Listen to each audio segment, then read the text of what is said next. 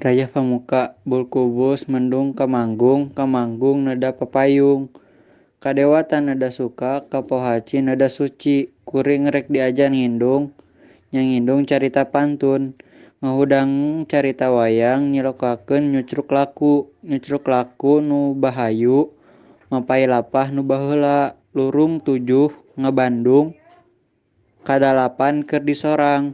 Bisina narutus, bisina narajang alas, da puguh galuring tutur. Narasi kacaritakeun di kahyangan Guru Minda putra Sunda Ambu ngimpi patepung jeung putri geulis rupana sasemu jeung Sunan Ambu. Jarojoy timbul rasa cintana ka eta putri.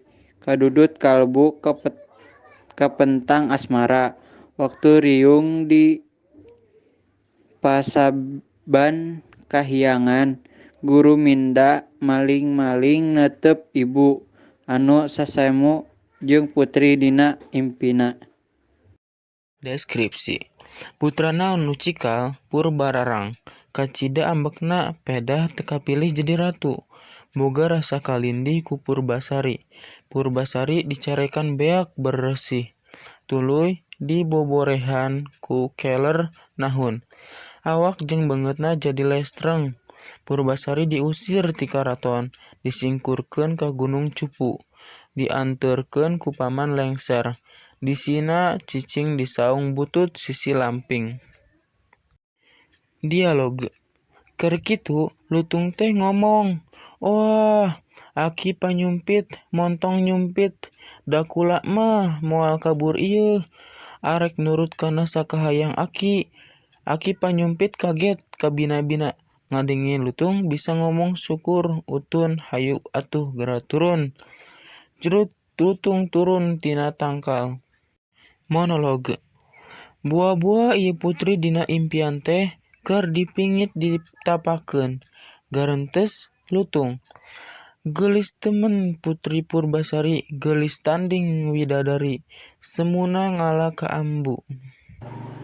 Raja panutup pun sapun ka Maha Agung, ka Gusti nu Ngalasasi, Gusti pamantangan beurang, Gusti pamantangan peuting, sajantining pati urip, sajantining kasucian, pun sapun aweng nem astu, karulun ka Badur Agung, ka rumuhun, ka karuhun Sunda salaku kiwiwitan.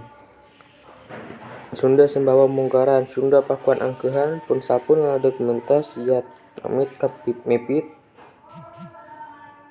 ka sakuma lelembutan. Nu narindak teu narapak, nu nyawara tan rupana, moga hurip napsi-napsi pun sapun. Ungkap mandepun saksi tulis daun nipah carita parihayangan, kurit tembaga layangan, kurit saksi watu tulis, tampeurkeun saripatina, pun sapun nyarung sunggarur siksa kandang kareusian, kacang kahibaran, ku pustaka Wangsa Kerta. Muga jembarnya panalar balungbang berenang siang, pun sapun, ampun paralun. Ringkasan carita. Dina jaman kapungkur di latar Pasundan aya hiji karajaan anu dipimpin ku saurang raja anu wijaksana. Anjeunna dipikawana minangka Prabu Tapak Agung. Prabu Tapak Agung ngagaduhan 7 putri anu geulis nyaeta Purbararang, Purbaendah, Purbakancana, Purbamanik, Purbaleuwih jeung Purbasari. Dina wanci ngadeuketan akhir hayatna, Prabu Tapak Agung nunjuk Purbasari jadi ratu. Purbararang teu satuju adina diangkat jadi ratu. Kusabab iri, Purbasari diusir ka Gunung Cupu ku Purbararang. Hiji waktos Purbararang hayang lutung nu buluan hideung. Akhirna Purbararang nitah aki panyumpit neangan di leuweung. Tiba-tiba aki panyumpit manggihan eta lutung anu tiasa ngomong, dibawa eta lutung teh ka karajaan. Tapi lutung jadi rusuh di kerajaan. Akhirna eta lutung dibalikeun deui ka leuweung. Purbararang ngadakeun perlombaan antara manehna sareng Purbasari saha anu leuwih pantes jadi ratu. Purbararang ngajieun genep perlombaan anu dimenangkeun ku Purbasari. Dina akhir perlombaan Purbararang ngadakeun Lomba kasep-kasep kabogoh. Purbararang ngabogaan kabogoh anu kasep nyaeta Indrajaya. Purbasari ngan ngabogaan lutung. Tiba-tiba kulantaran lutung teu tegaeun ka Purbasari, akhirna lutung nyorosotkeun baju lutungna jadi lalaki anu kasep ngalahkeun Indrajaya.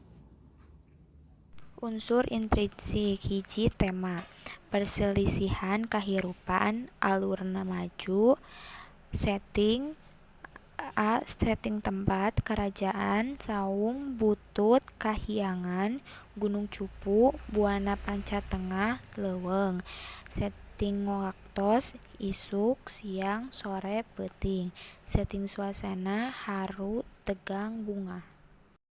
Palaku Prabu Agung Tapa Nitiswari Purbararang Purbadewata Purbaendah Purbakancana Purbamanik Purbaleuwih Purbasari Ayuwangi Patih para mantri para penggawa Paman Lengser Guru Minda Ibu Sunan Ambu Aki jeung Nini Panyumpit para bujangga Kiku Heubeul Isuk Pohoe Wiru Mananggai Indrajaya Satria Ki Bagus Lembu Halan.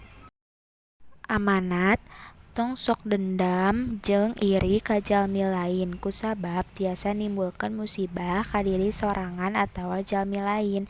Mun dibere kaleuwihan tong sok sombong sareng ngarendahkeun jalmi lain sabab sakabehan jalmi sarua darajatna di mata Allah.